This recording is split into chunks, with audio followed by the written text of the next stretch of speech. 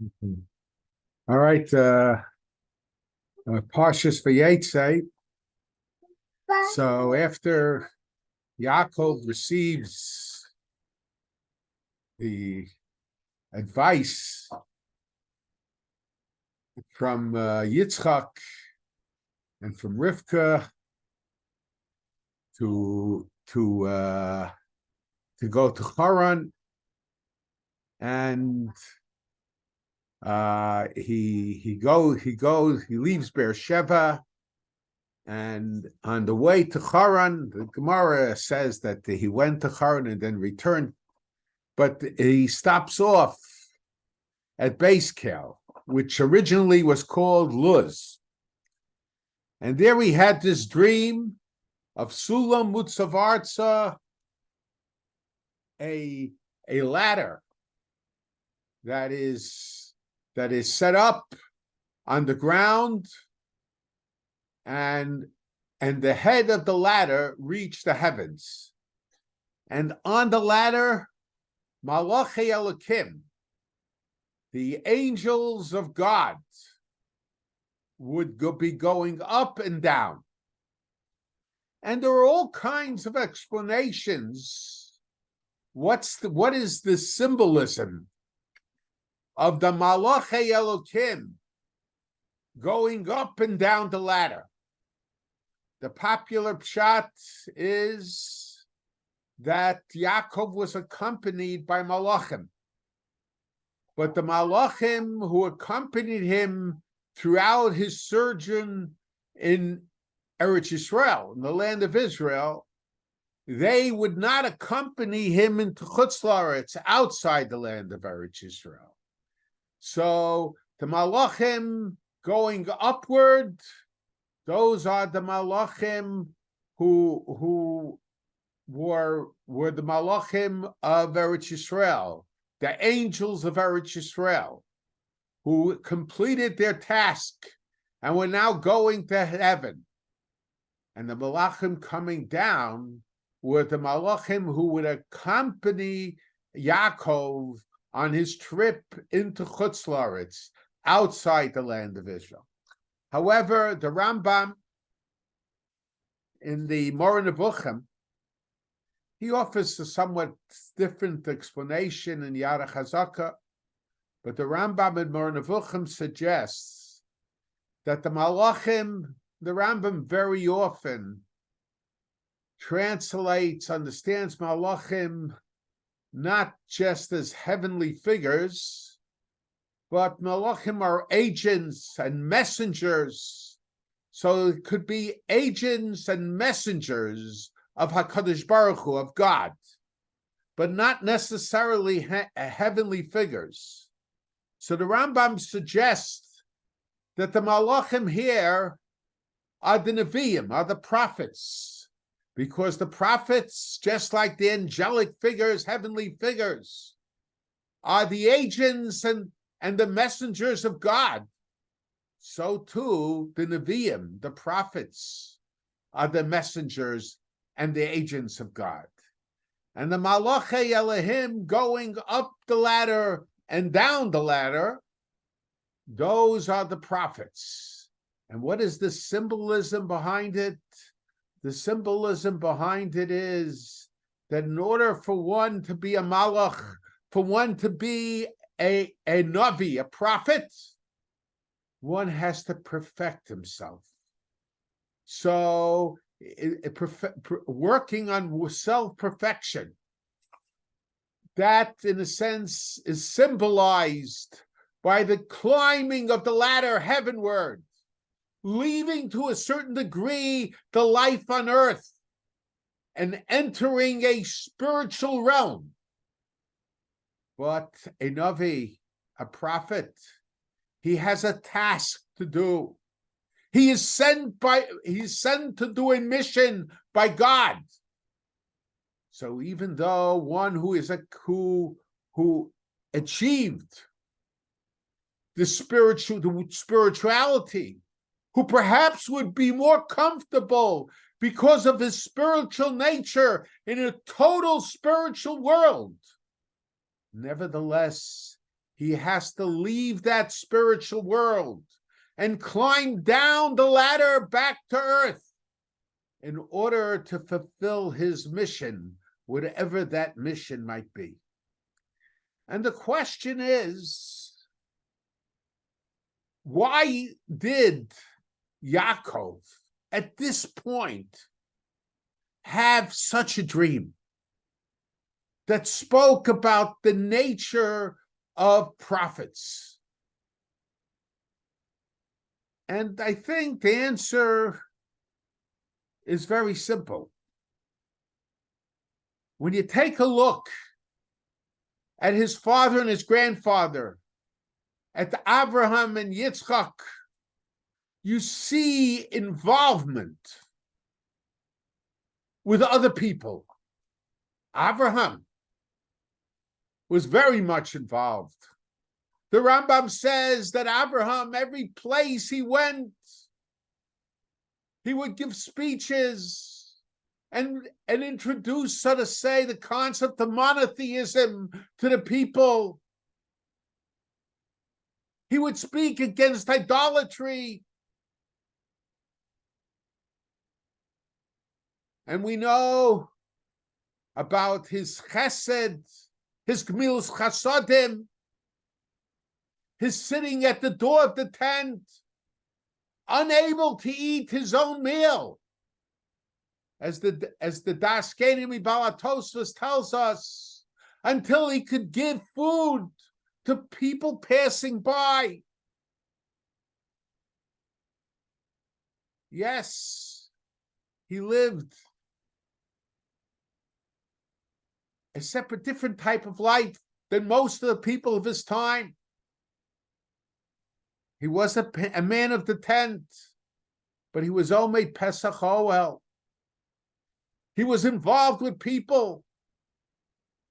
Yitzchak, even though more secluded, more reserved, hidden,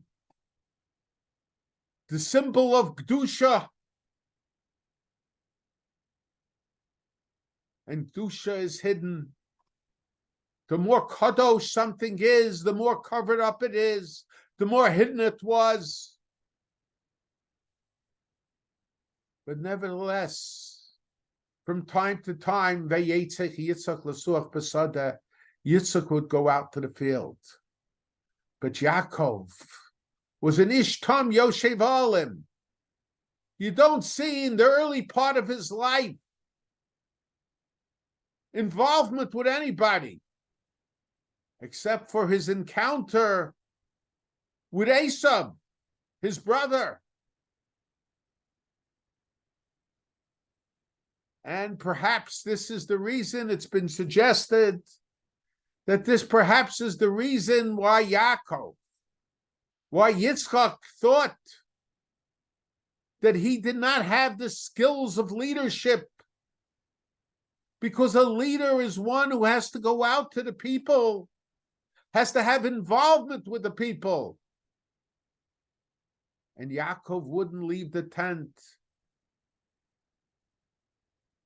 And perhaps that was the reason that he wanted to give the brachos to Esau. And perhaps, as some suggest, to create an alliance between Yaakov and Esau. Yaakov being the spiritual personality, if you want, the Kohen Gadol, and Esau being the mundane leader, the king. But Rivka understood there couldn't be an alliance, a spiritual alliance with Esau. But nevertheless, the dilemma that Yitzchak faced was one that had to be addressed.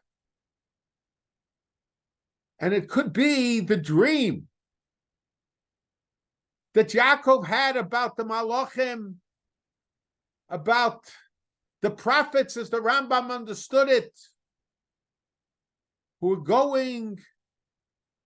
are going from earth to heaven, and then from heaven to earth, had a special message for Yaakov at that point. And perhaps the message that Yaakov had received was, Yaakov, till now you were a Yoshev Olim. Till now you lived your life in the tent. You hardly walked out of the tent. In a sense, figuratively, you climbed the ladder heavenward. And you were in a total spiritual world. But now you have to fulfill your mission. And in order to fulfill your mission, you have to have involvement with people. Some of the people are good people, members of your family. And some of the people, on the contrary, spiritual enemies, might also be related in the form of a lovan. But if you're a leader, you have to be able to deal with all these people. A leader can't live his life in the tent, even if it's a tent of Torah. He has to be able to deal with the rest of the world. And it's not only because he has to know what people are doing and how people are acting. It's not only because he has to be aware of the types of lives that people had. The Gemara tells us that Rabbi Yeshua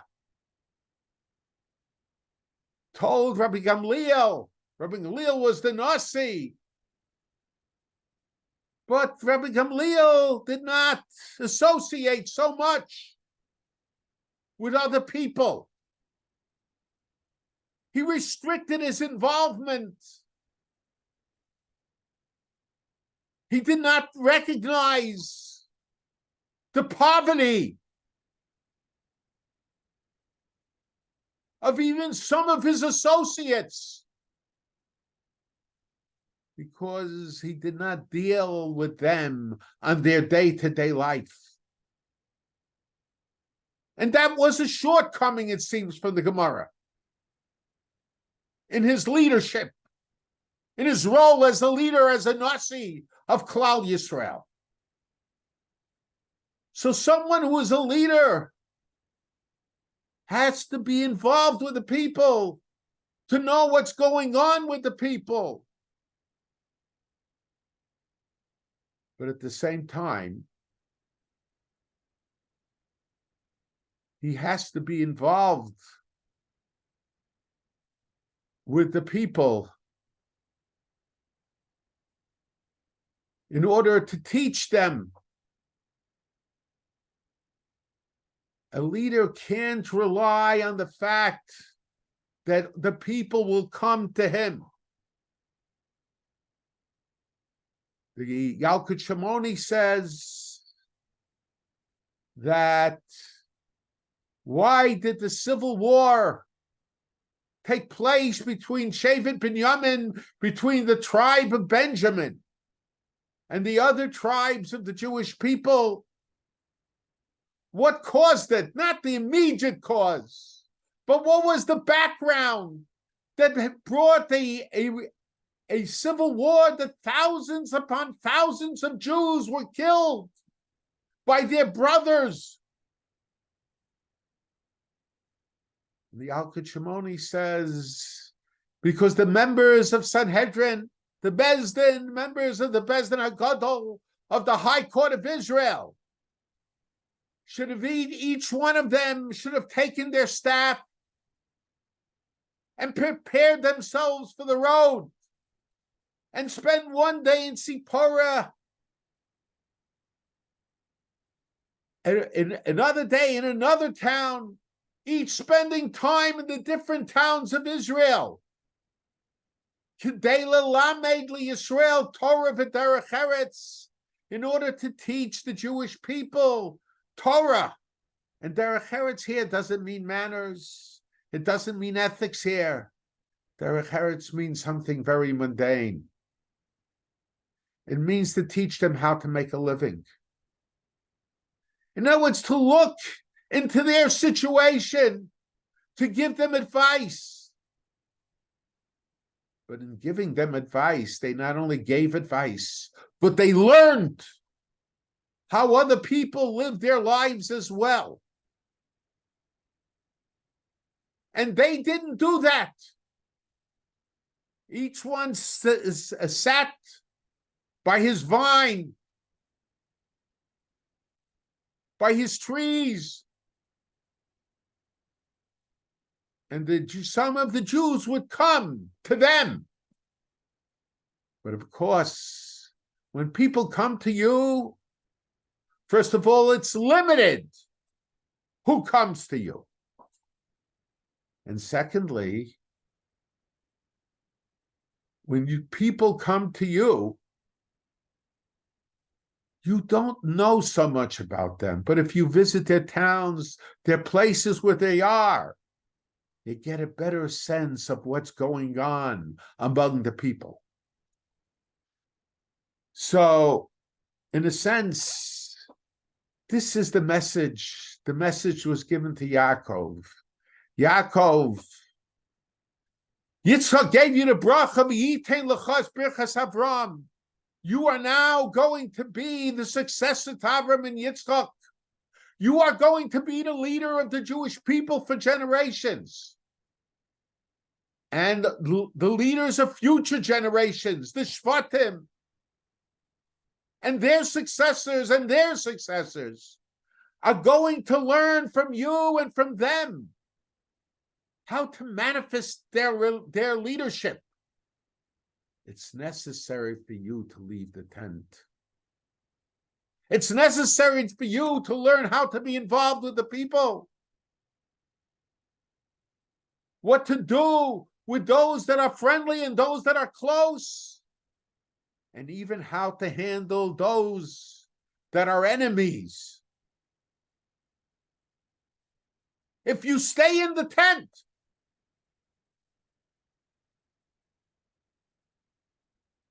you might climb the ladder higher, but you won't fulfill your mission of going downward, of going back to earth.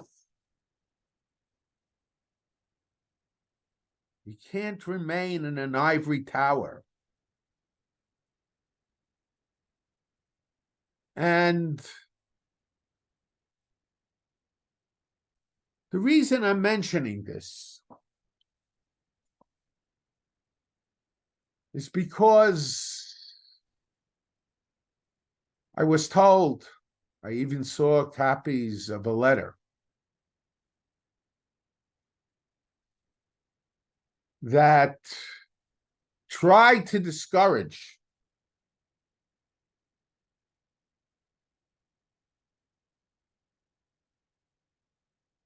Orthodox from, some would say, B'nai Torah, the way someone else told it over to me orally. I don't remember if that expression was used in the letter. From participating in the demonstration on behalf of Israel, on behalf of the Jews of Eretz Yisrael. This was not a question of Zionism and not Zionism. This was a question of sakonos nefashos, of the lives of the Jewish people.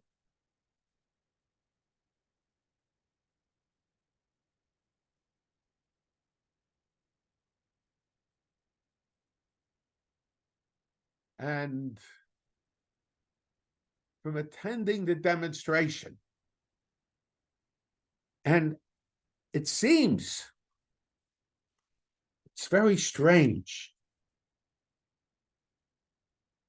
that people,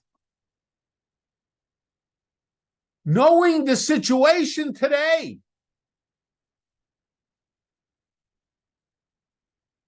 would make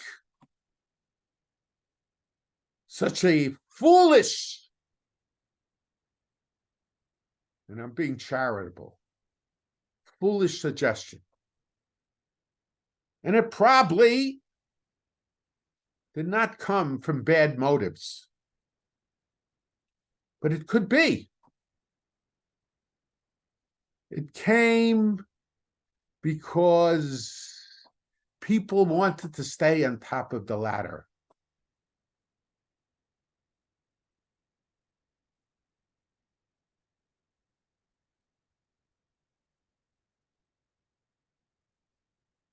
Perhaps because they didn't feel the pain, the fear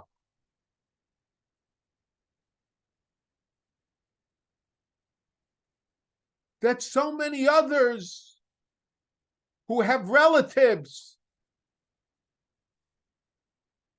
whose lives are hanging in the balance. I saw someone posted that the demonstration served no purpose. How could anybody be so foolish as to think that the demonstration did not serve a purpose? It's very interesting. My father once told me that at one time, the Talmidim of Rabbi Ber, a group of the Talmidim of Rabbi Ber Leibowitz, the students of Rabbi Ber Leibowitz, came into his house in a rush, and they mentioned that one of the Talmidim, one of the students, was very sick, wasn't feeling well.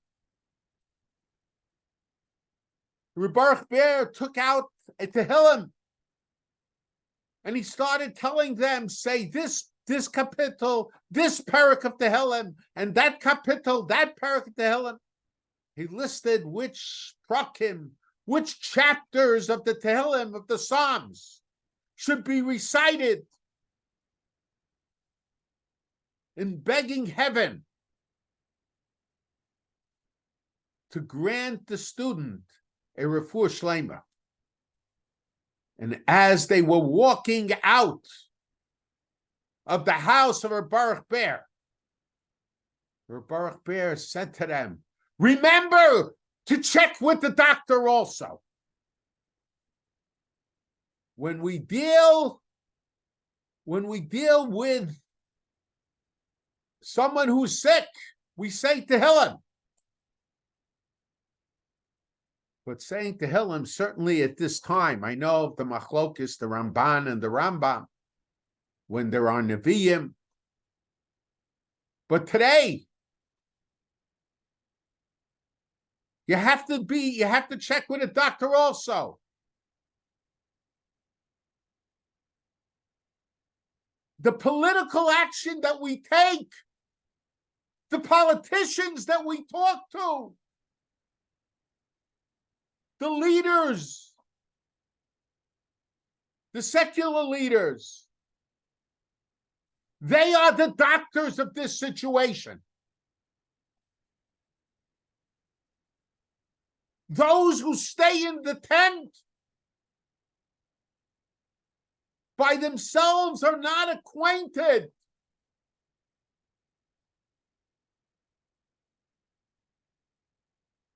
like those who deal with these politicians consistently.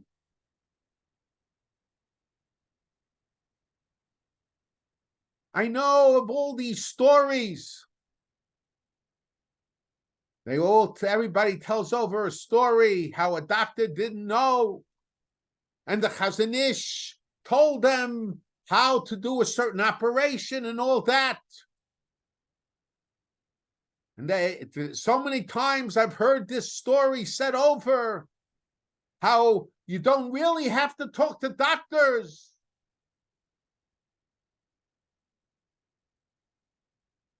How absurd and stupid this is. What probably happened is many people who had problems, personal problems, medical problems, would come talk to the Chazon Ish. They would ask him to be mispalo, to daven on their behalf, to get a bracha.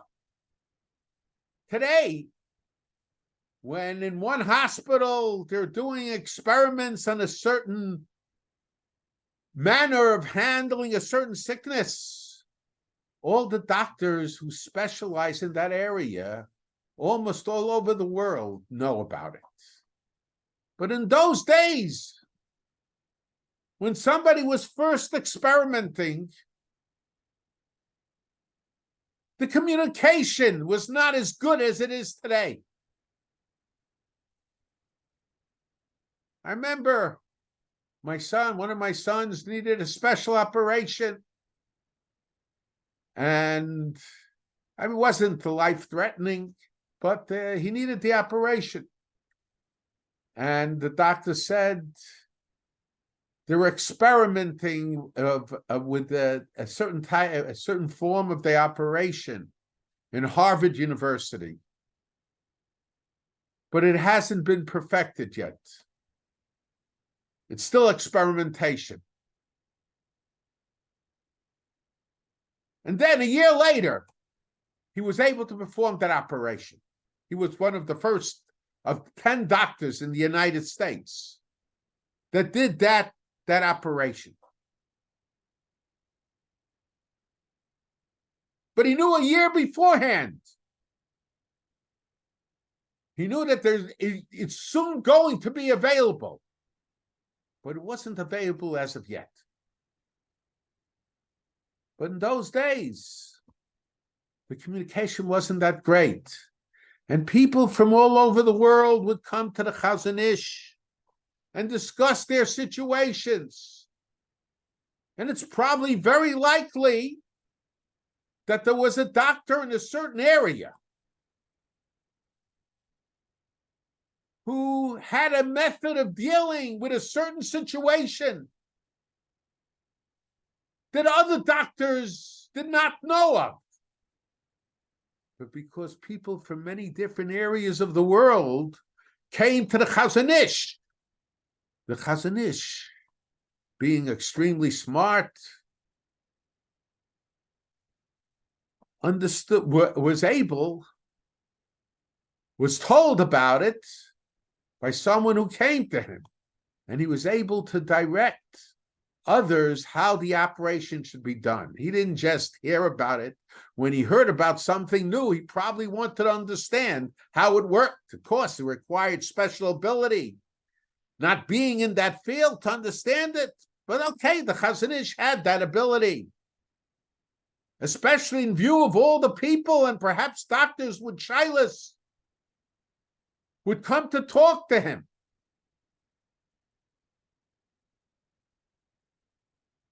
So we have to, it's not enough to say Tehillim. We have to go to the doctors. And it doesn't make a difference if the doctor is an observant Jew or the doctor is not an observant Jew. Of course, everything being equal, okay, why not? It doesn't make a difference if the doctor is Jewish or not Jewish.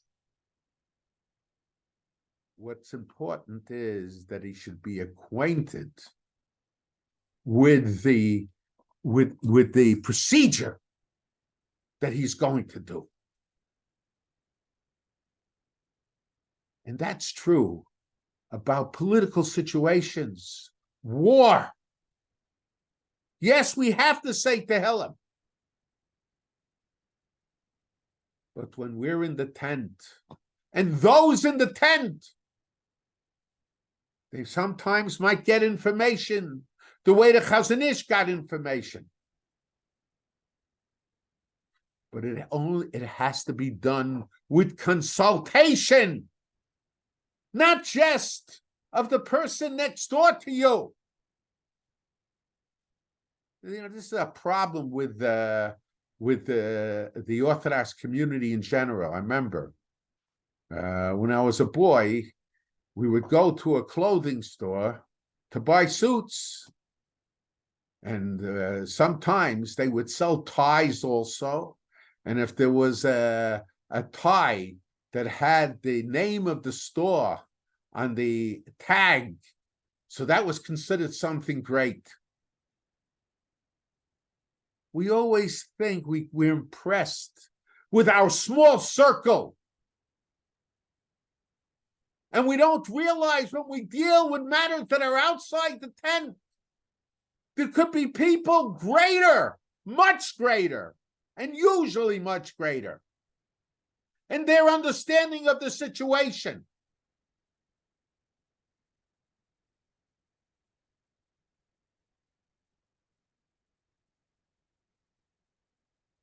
And this is the problem. And to a large degree, this was the problem during World War II. How many of the Gedolei Yisrael, and they certainly meant well, and hindsight is 20/20 vision, and I'm not being critical of them, chas v'shalom, but how many thought that the communists were worse than the Nazis?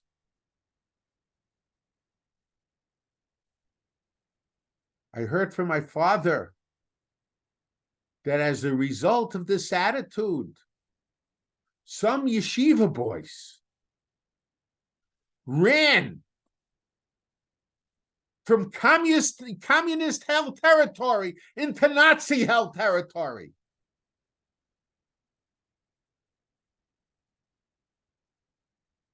How many Rosh Yeshivas during World War II, meaning well, and you can't blame them, because throughout Jewish history in Europe, there was one pogrom and then another pogrom and then a third pogrom and a fourth pogrom. And the Jewish people survived. The Jewish communities continued. We have a tendency to believe that what happened will continue to happen.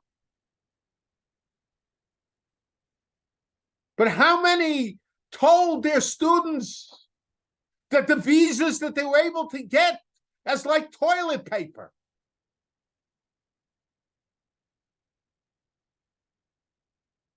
And these were the students who survived, the ones who did not listen, the ones who decided for themselves.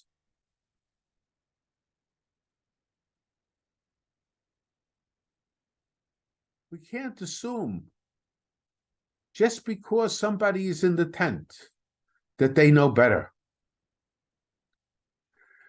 You have to check. I'm not saying you have to follow, but you have to check with experts, and if possible, more experts. And experts doesn't just mean the one that's in my community, the one who is my Talmud, my student. You can talk it over with him.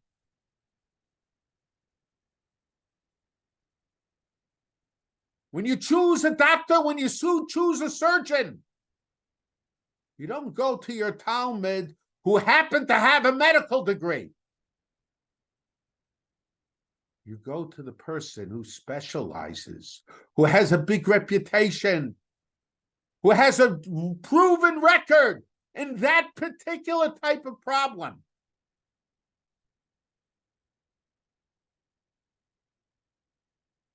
I remember I was born in 1949. It's a number of years after World War II. And most of my friends, actually many, couldn't tell you exactly, but many of my friends, perhaps most, were children of immigrants and survivors.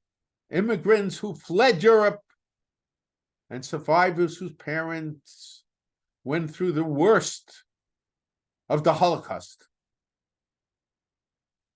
Many of them with second marriages, second families. And as 1 year passed after another year, after another year, after another year, the question arose, where was American Jewry? Why did we blindly follow Franklin Roosevelt? Why didn't we protest? There was a group of Rabbanim that went down to Washington, D.C.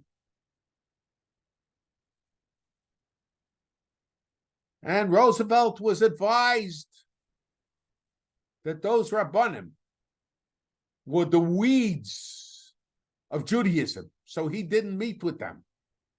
He sent Vice President, I think Wallace was his name, whatever his name was, it wasn't an important figure on the American political scene, to talk to them. And nothing was accomplished. Nothing happened. Because Roosevelt didn't believe that they had political power. This was Roosevelt, who was governor of New York State originally.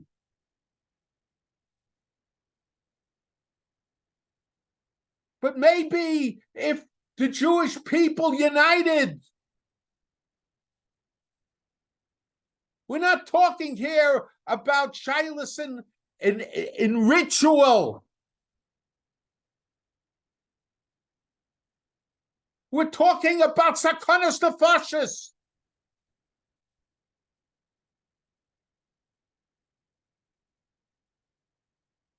Just like we don't care if the doctor is a Jew or a non-Jew. We have to apply pressure. You know, last week's Sedra, Rashi mentions Elu Toldos Yitzchak ben Avram. Avram holded as Yitzchak. And Rashi mentions a medrash that the Litzonei Hador,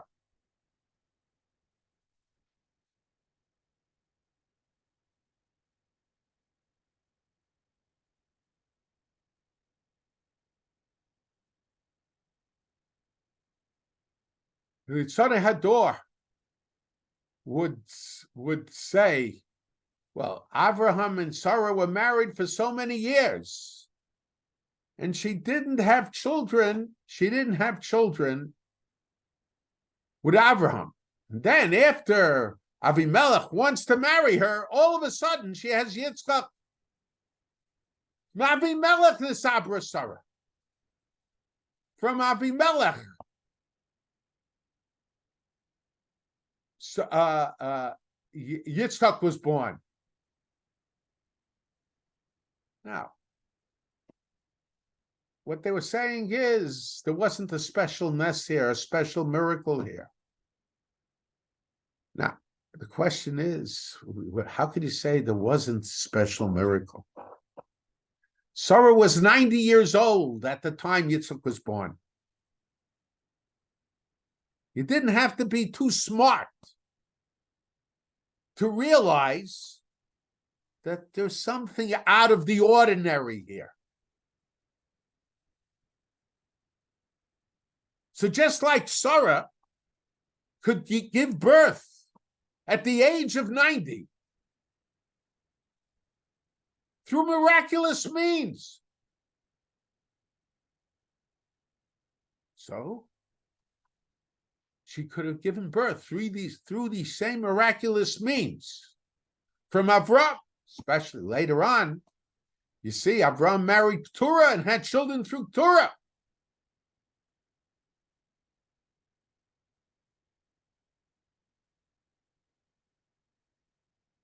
So how are we to understand?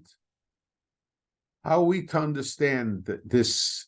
But that's why it's called Litzonei Hador, scoffers.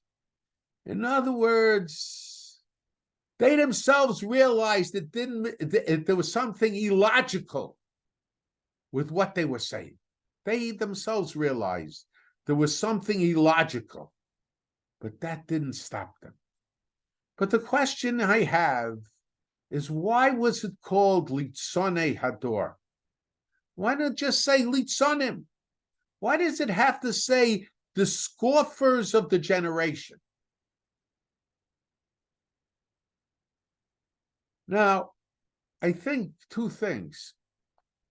Sometimes, what does it mean, the scoffers of the generation? It doesn't mean the comedians who are cynics.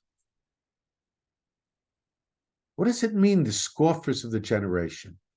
But sometimes you'll have people that'll say something that'll be inconsistent, illogical. But nevertheless, the people will accept what they said. And even though it doesn't make a word of sense, the fact that they said it gives it validity. Sometimes it has to do with the impact that these people have on the generation. And sometimes it has to do with what the people of the generation want to believe, even if it makes no sense. I was watching on television, in the news, they were interviewing a Palestinian. And they asked the Palestinian, what do you say about what happened at the beginning of October? About the cutting off of the heads of the babies, of the raping of the women, of the barbaric murder of women with child, putting children in ovens. So the first statement was, oh, that was a terrible thing. But that doesn't justify what's going on in Gaza. And then he said to the person, did you see it firsthand, or was it based on hearsay? There are films that the Palestinians themselves took. No, that isn't good enough proof. Only if a person saw it themselves. That's the when we say Litzonei Hador. Litzonei Hador, why is it called Litzonei Hador, not Litzonim? But sometimes the Litzonim have an impact on the generation. They give over the sense of cynicism. Things that don't make sense. But nevertheless, the generation accepts them. But it's more than just that.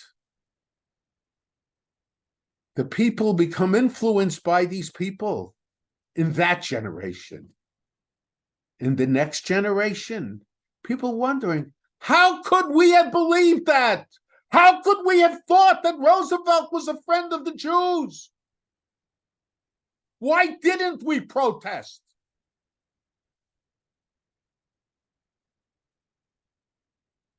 And I think the idea of Litzonei Hador is the idea that we ignore what reality is when it comes to aid to private education. So they don't say Tehillim. They should. Why not? If it's important, they should say Tehillim also. But they protest. And they protest together with the Catholics. And when it comes to questions of morality, they don't make such a big point about it. because that might interfere with the money given to our institutions. So we want to believe. So we accept. But years later, we ask, questions are raised. The next generation raises questions. Just as the generation after the war raised questions. But now so many years have passed since World War II that irrational things and inconsistent things are being said again. And there are cities and towns and yeshivas which accept this denial of reality, that foolishly say, what purpose did it serve? They don't ask, what purpose did it serve to have a demonstration, to meet together with the Catholics, to meet together with the Reformed and Conservative? I remember when there was a threat to take away the draft deferment for the clergy students. So I'm not being critical of it. So the yeshivas worked together with the conservative and Reformed Jews. They're rabbinical organizations because they were just as much concerned as we were. And even with the Catholics, even with the Christians, because they were concerned also.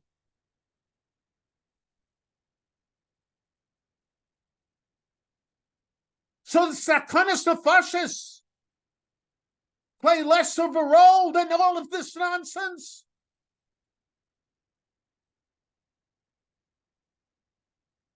At best, we could say Chassid Shota.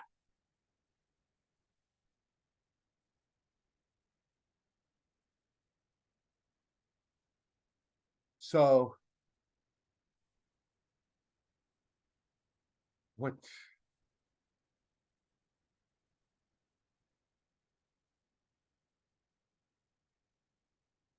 Gemara tells us about the Churban, how because people wanted, the question came about sacrificing a carbon that had a mum on it,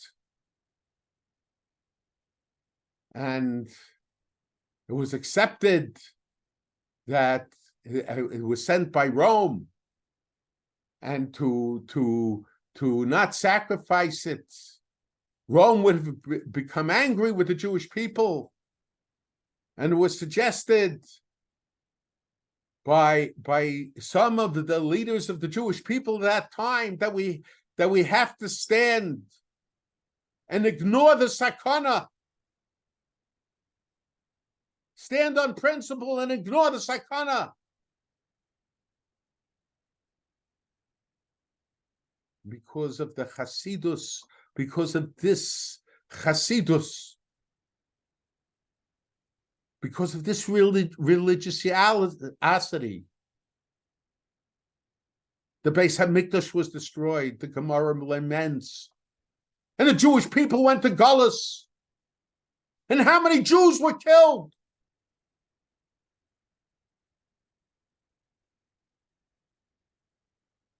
I think part of the problem is that people are not coming down to earth. It's not the people close to them whose lives are at stake in Gaza. I'm not suggesting that their sons and their daughters, their grandchildren should go into the army.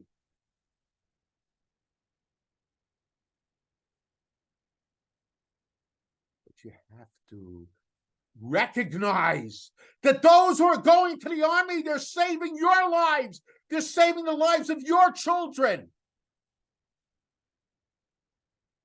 You're not being makar tov. You are not being makar tov to them. When it came to the Aseres HaMakos, the first three Makos, Moshe Rabbeinu did not do. Why? Because he was saved in a basket in the river. So Dam and Svardeya, the river saved him. So he didn't want to do the makkah. Aaron had to do it. And the Inkinim that had to do with hitting the ground. And the ground covered up the Mitzri who Moshe killed. Hakaras HaTov. And the question is, why is Hakaras HaTov important with the river? River's not a being. It doesn't think, it doesn't have feelings, doesn't have emotions. The ground doesn't have feelings, doesn't have emotions. No, but we have to learn that something was done for us. Yes, you don't want your children to go into the army. I understand. It will interfere with their learning. It'll interfere with their commitment to Torah. But appreciate, be makir tov. Feel for those who are giving their lives, not just for themselves, but for you and for your children.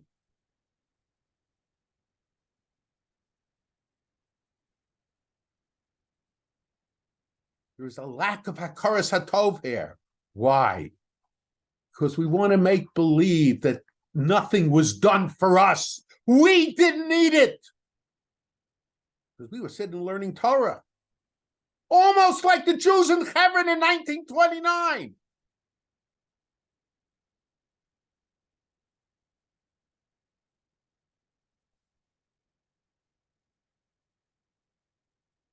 We're dealing with denial of reality because we don't want to see that someone else is doing something for us.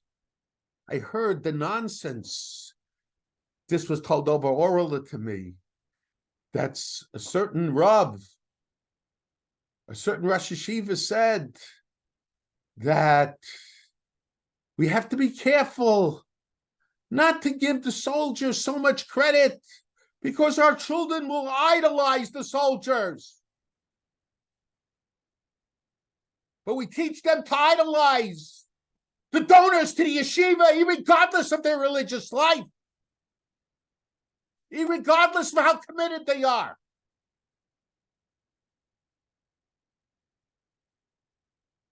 They're the guests of honor. Those soldiers are saving our lives, the same the lives of our children.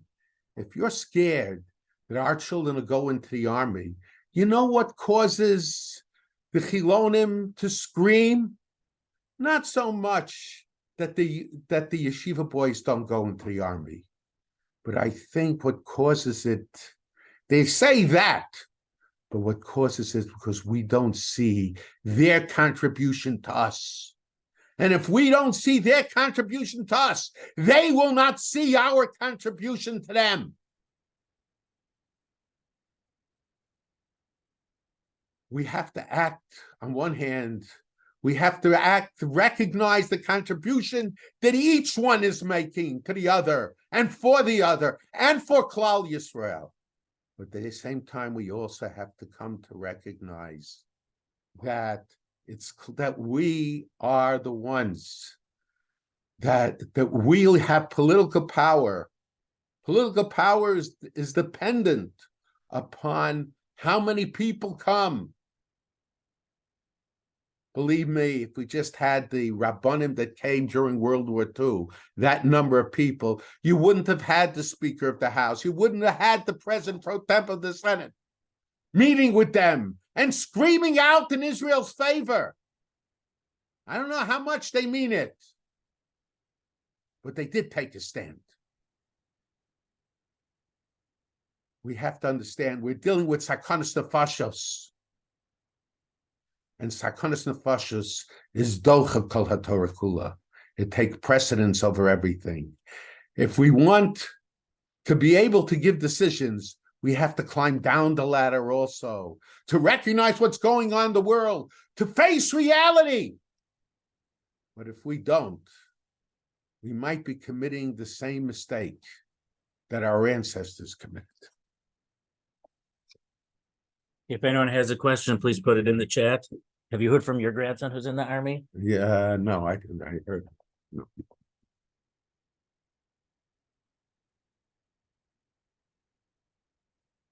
I heard that he's in Gaza.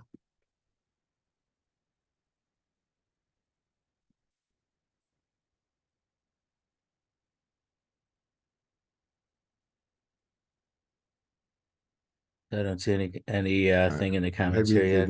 did it go through altogether? Yeah, it went through. Okay. Well, Okay, so everyone, we should hear good news. And have a good week, everyone.